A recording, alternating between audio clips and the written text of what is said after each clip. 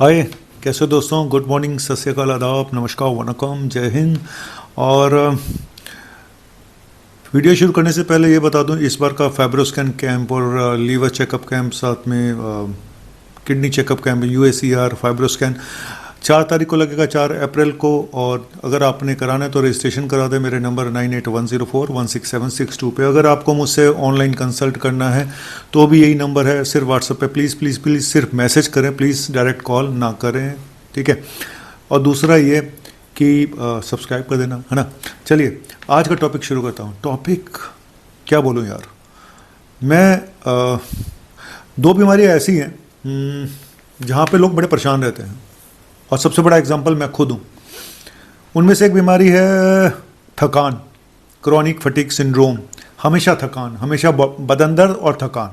अंदर से लगता है फीवरिश है, लेकिन कुछ होता नहीं है। थोड़ा सा काम करते हैं हम थक जाते हैं, स्टेमिना बिल्कुल पुअर हो चुका है। और ये कोविड के बाद तो बहुत सारे लोगों में हुआ है, जिसको कोविड के बाद थकान गई नहीं है। पोस्ट कोविड जो सीक्वली है उसमें थकान भी बहुत बड़ा एक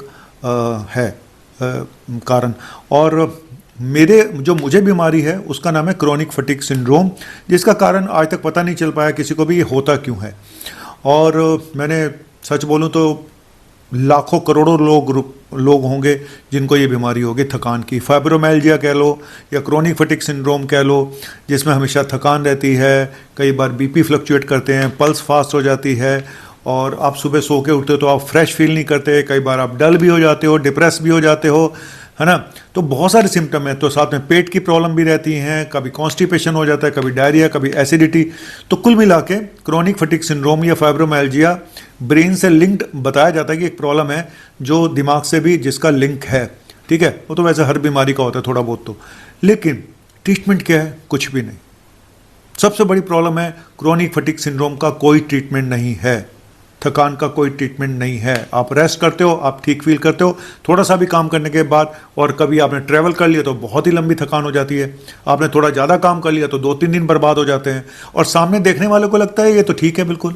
अब जैसे मुझे ही देख के कोई, मेरी उम्र 60 साल होने वाली है और 1-2 साल के अंदर, तो क्या कोई मुझे बोलेगा कि डॉक्टर साहब को कोई प्रॉब्लम है? अरे ये तो अच्छे खासे लगते हैं, जवान लगते हैं।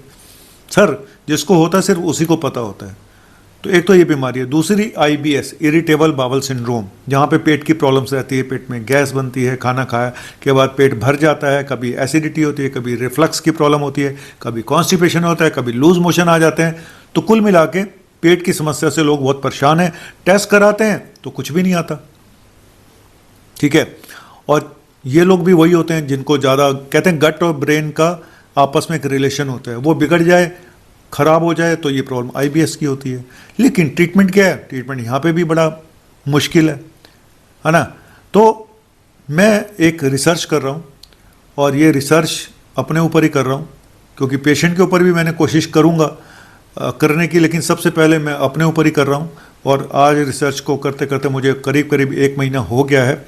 2 महीने मुझे और लगेंगे इस निष्कर्ष पे पहुँचने के बाद कि आगे मैं ये पेशेंट को भी ये मेडिसिन देना शुरू करूं।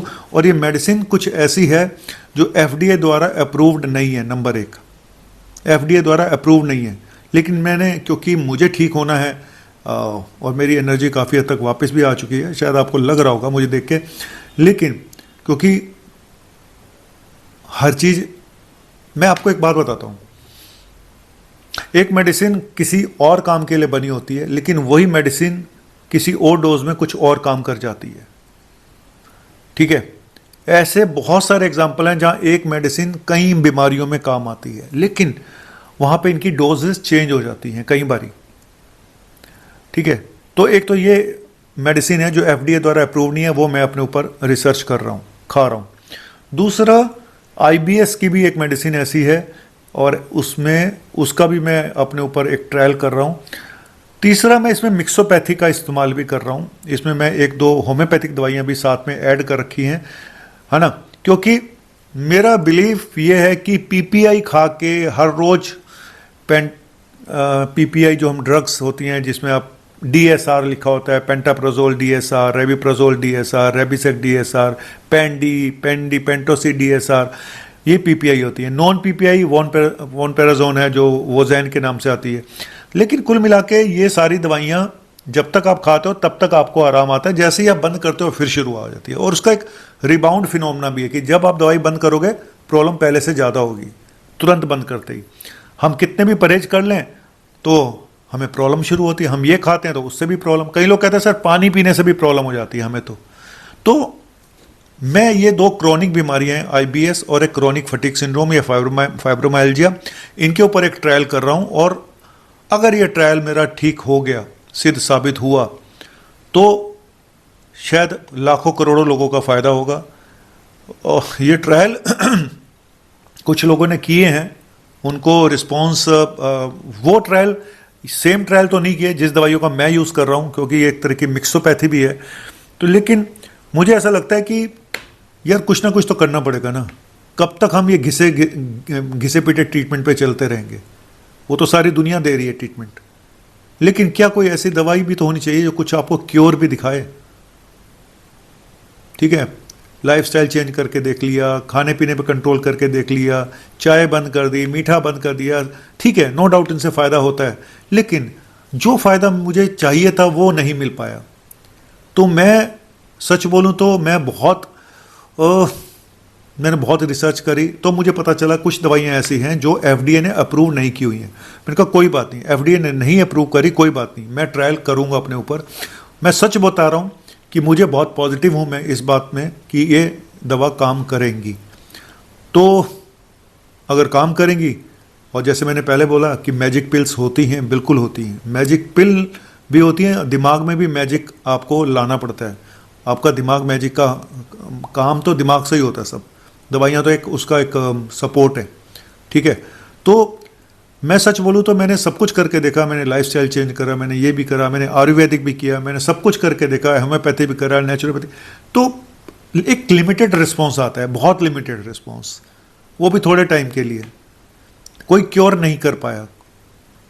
ऐसा नहीं कि मैंने ट्राई नहीं किया, बाकी पैथी सब कुछ किया। अब मुझे लगा कि नवनीत तुझे खुद कुछ ऐसा करना पड़ेगा जो चैलेंजिंग हो और जो रिजल्ट लेकर आए। तो मैं उम्मीद कर रहा हूँ कि 1-2 महीनों के अंदर इसके रिजल्ट आ जाएंगे। फिर मैं अपने पेशेंट को ये देना शुरू करूँगा। लेकिन क्या मैं आपको इसका नाम बता पाऊँगा? शायद नहीं।